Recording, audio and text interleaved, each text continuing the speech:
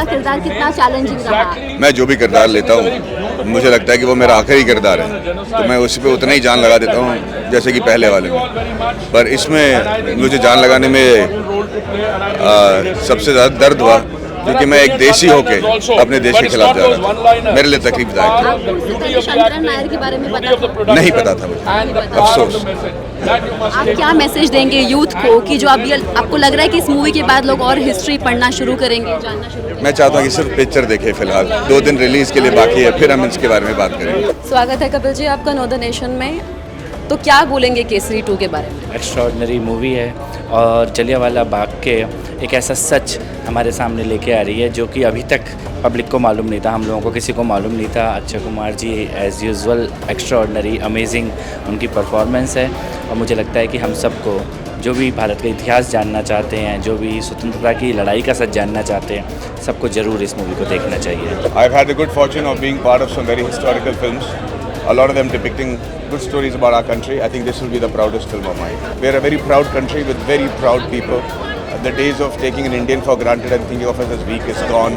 I think the world should see the film and realize what we are capable of doing. हम लोगों ने अपनी history text book में अभी तक जलियांवाला बाग के बारे में पढ़ाई की थी, मूवीज़ भी बनी है, पर उसके बाद क्या हुआ ये लोगों को जानना कितना ज़रूरी है और आपको क्या लगता है यूथ कितना इंस्पायर होगा और कैसे वेलकम करेगा इस तरह की पिक्चर्स? देखिए, जलियांवाला बाग जैसा जो नरसंहार है वो शायद पूरी ह्यूमन हिस्ट्री में ऐसे बहुत कम हुए होंगे और भारतीयों ने इतना बलिदान दिया और एक भारतीय ने उसका सच भी सामने लाया।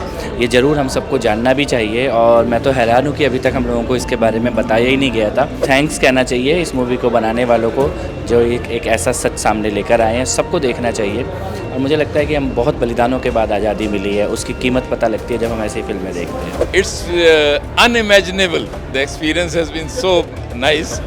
And having gone through the real history, of course, the actors have done their job, but what they have brought out is the truth. And that truth, though of course, it is very, very emotional for each Indian, but we today know at least our history. We know what our ancestors have gone through. I wish each and every Indian, irrespective of caste, creed, region, class, sees this and at least knows what our ancestors have gone through to give us this freedom today. जो divide and rule की बात picture में भी बताई गई है कि उसके खिलाफ पूरा जलियांवाला बाग में एक साथ लोग एकत्रित हुए थे। आज भी भारत में एक तरह से डिवाइड एंड रूल चल रहा है, उसको लेके क्या बोलेंगे? चाहे भाषा विवाद हो या रीजनल डिवाइड हो या बंगाल में भी जो चल रहा है, क्या बोलेंगे? देखिए, ज़रूर भारत में एक दुखद बात ये हुई कि आज़ादी के बाद जिनके हाथों में सत्ता आई वो अंग्रेज़ों की बनाई पॉलिसी पर ही चलते रहे और एक खास समाज को डराते रहो, बाकियों को जातियों में बांटते रहो। वही हम बंगाल में देखे, हमने वो कश्मीर में भी उसकी कीमत चुकाई है, केरला में भी चुका रहे हैं और डेफिनेटली मुझे लगता है कि कभी ना कभी तो इसका अंत होगा और पूरा भारत सब इकट्ठे होकर एक होकर इस प्रकार के लोगों को पराजित करेंगे। Do you know about Shankaran Nair earlier? I did not know. To be very frank, today after seeing this, I knew about Jallianwala. I knew about the complete atrocities that were caused. I knew about General Dyer, but I did not know about Shankaran Nair and the great role played by him in bringing the culprits to justice. नहीं, बहुत कुछ मैं नहीं जानती थी। कभी कभार सुना हुआ नाम लगता है पर मैं बहुत ज़्यादा नहीं जानती थी और शंकरन नायर के बारे में जानकर और अपने देश के इतिहास को जानकर एक बारी से उसको फिर से याद करके बहुत ही प्राउड मोमेंट फील हुआ और इसको यूथ को उसको जैसे कि अक्षय जी ने भी कहा कि ज़रूर देखना चाहिए। उससे क्या है कि यूथ में एक देश के प्रति प्रेम भावना भी जागृत होती है और अपने इतिहास को एक बारी फिर से देखकर एक रोमांच और एक जज्बा पैदा होता है जो कि हर देश के लिए बहुत ज़रूरी होता है। जैसे कि कहा ही जाता है कि युवा पीढ़ी देश की रीढ़ होती है, तो उसमें अक्षय जी अच्छी मूवीज़ लाकर बहुत इजाफा कर रहे हैं और जो अक्षय से लोग कनेक्ट हो पाते हैं उसका एक रीज़न ये भी है कि he is a similar person in his real life and real life, so the public gets connected with. आपको क्या लग रहा है यूथ को क्या मैसेज मिलेगा इस मूवी से?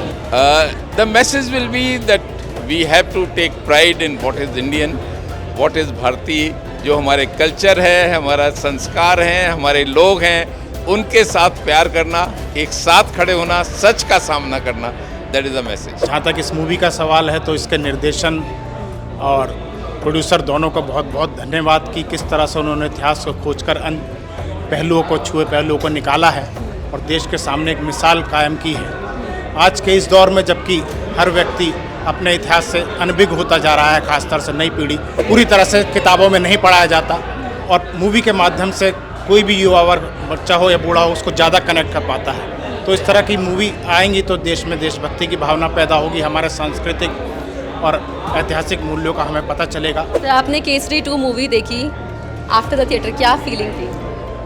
बहुत अच्छी फीलिंग थी। ऐसी पिक्चरें और बननी चाहिए और पूरे हिंदुस्तान को देखना चाहिए।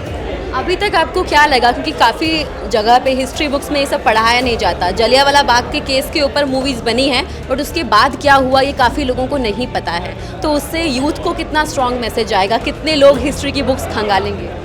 हमारे हिस्ट्री में जो हम लोग ने पढ़ा वो शायद सब सच नहीं था, लेकिन सच को छुपाया नहीं जा सकता और आज सच उभर के आ रहा है।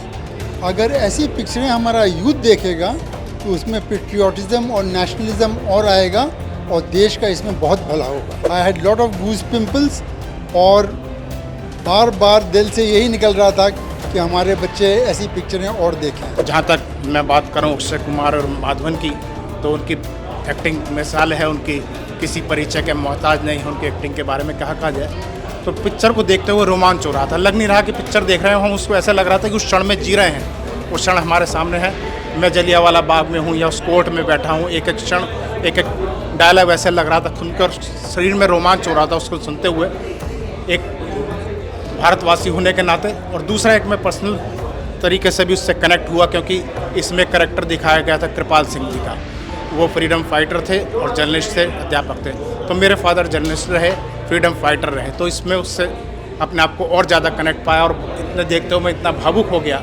ये बात मैंने हरदेव पुरी जी को, लक्ष्मी पुरी जी को, इवन अक्षय कुमार और माधवन साहब की गई, तो वो भी सुनकर बहुत प्रभावित हुए और उन्होंने बहुत साधुवाद दिया। तो इस मूवी के बारे में दूसरी बात, जैसा कि पुरी जी ने भी कहा कि इस मूवी को यूनिवर्सल कर दिया जाना चाहिए क्योंकि बच्चे अपने देश के इतिहास के बारे में जाने और इसके अलावा भी इसको टैक्स फ्री भी किया जाए जिससे कि अधिक से अधिक इसको देख सकें और इसका प्रचार।